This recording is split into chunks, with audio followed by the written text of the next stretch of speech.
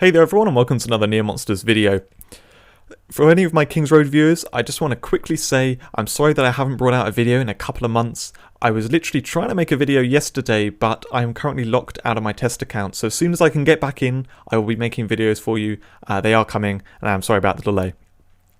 Getting back to this video though, this is a PvP match with my clan member Josuinho.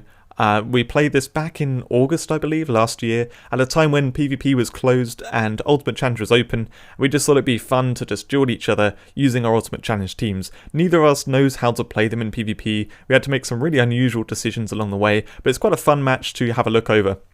My last video that I brought out was of Yakuza fighting Anna, and I mainly brought that out because Yakuza started making YouTube videos, and I wanted to link his channel and sort of try and get him a little bit of support. Similarly here, Josuinho has started his own YouTube channel. Now he is one of the top PvP players. He's got the beautiful combination of he spends a reasonable amount, he knows how to make teams very well, and he has excellent in-game decisions. He has top level PvP content, and if you want to watch videos of that stuff, then go check out his channel. The link is in the description to his channel.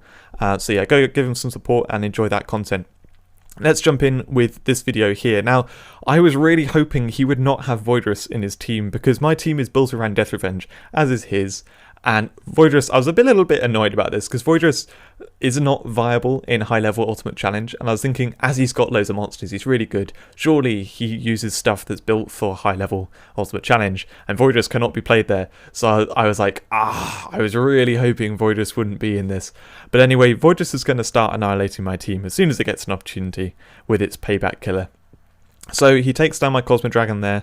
I think he wanted to get rid of it before it protected. And we're watching this on double speed, if you hadn't guessed already, just because normally I do these at normal speed, but this particular match is a little bit slow, as we're trying to decide what to do with things. So he uses Eclipse to take down my Aura Dragon. Sensible choice, because that needs to go before it starts reincarnating everything. His Tortogeist is protecting, that's a really big problem for me. I can't really get around that. However, the baby summon lines up Time Strike, so I can at least get rid of the Tortogeist, even though he's got a reincarnated one, and also I've given him a Revenarchian. But you know, you have to try and make small wins. So I shield my Atrasis. Atrasis is one of the monsters that can really do something here. It can charge its Bloodcrave quickly, and similarly, I'm trying to charge the double Bloodthirst on Pavolcus, just seeing how things are going there.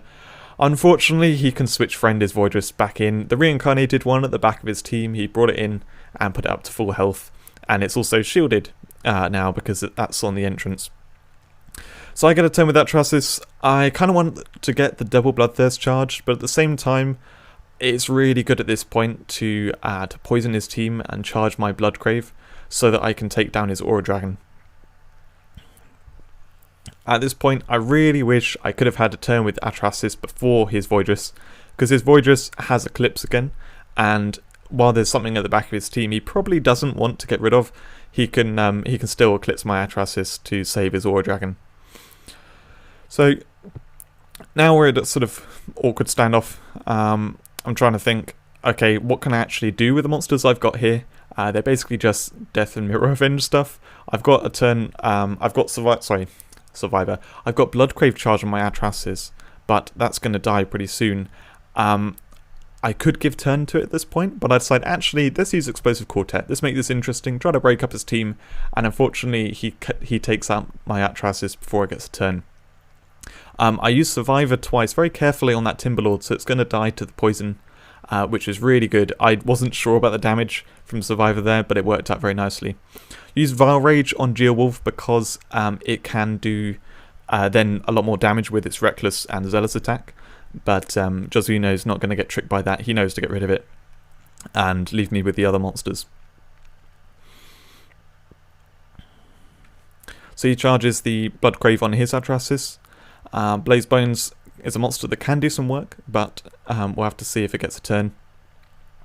My Survivor's charged on my two monsters that have Survivor, so that was a good opportunity to get rid of Voidrus there. He unfortunately does the Piercing Blow to get rid of my Blaze Bones.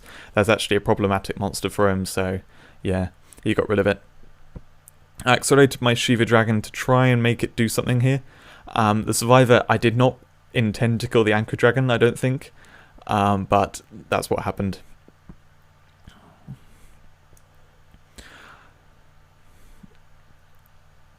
Crescendo Strike takes a lot longer to get charged. This is before the recent update where they buffed Crescendo, so it charges much faster. So my Shiva Dragon, while it's good, it's not really going to get high damage anytime soon. Shiva Dragon's actually brilliant facing Death Revenge because he will team up after the Death Revenge hits you. So he'll be a key monster that Josuinho will probably kill now with his Hydreigoch.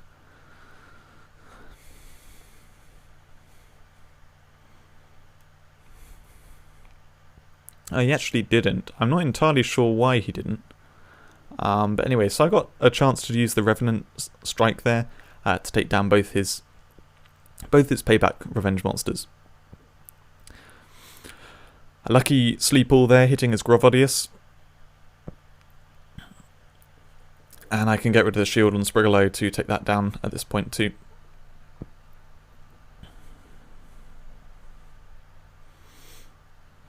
This is one of the things that I don't like about Explosive Quartet, is he can use the explosive, or the detonate, whatever it's called, and take down both of the box straws. So by having loads of box straws in his team, it's not really beneficial.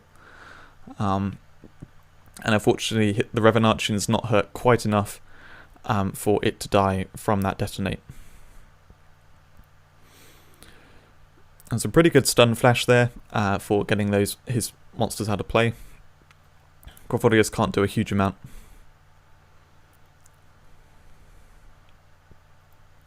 It's best to use Protect first if you can, before doing the Blood Duplicate. And luckily that instance did allow me to do it. I put to sleep his Anchor Dragon. That's excellent. It's not going to be doing anything now. So I've got him in a lovely sleep lock. My endgame's actually really working here. I haven't got many monsters left, but my Shiva Dragon's really coming into play, taking down those monsters that are coming in.